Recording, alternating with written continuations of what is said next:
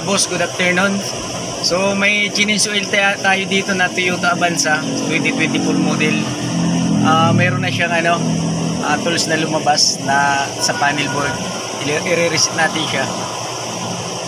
Pero bago natin siya i-reset, so siguraduhin natin na change oil na natin na maintenance na.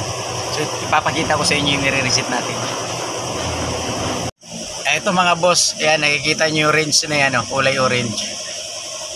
Ayan, pag ni-reset natin yan, kailangan ilagay natin sa trip E yung kanyang odometer.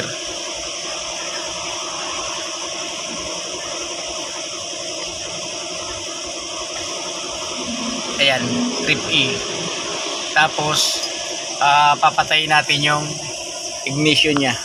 Ayan,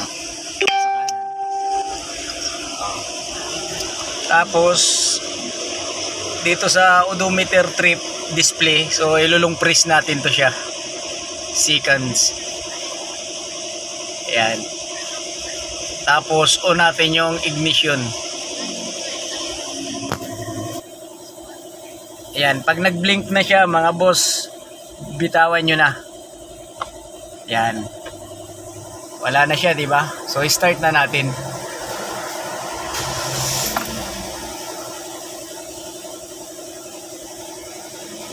Ayos. So ganun lang kadali mga boss reset nung Toyota Avanza 2024 model to. Wala na, di ba? Papatay na natin siya ulit, i-ignition. Yan, tingnan natin kung wala na talaga. Ito yung panel board niya, ha. Tingnan natin kung mawawala na yung range na yan. Yun, clear na clear, oh. Ayos mga boss, na-reset na natin. Yun mga bossing, ganun lang kadali mag-reset ng Toyota Avanza 2024 model. So yun, napakadali. Pero bago natin yun i-reset, tulad nga ng sinabi ko kanina, siguraduhin muna natin na change oil na maintenance na. Kasi yun yung sign ng reminder niya for maintenance, preventive maintenance, PMS kung tawagin.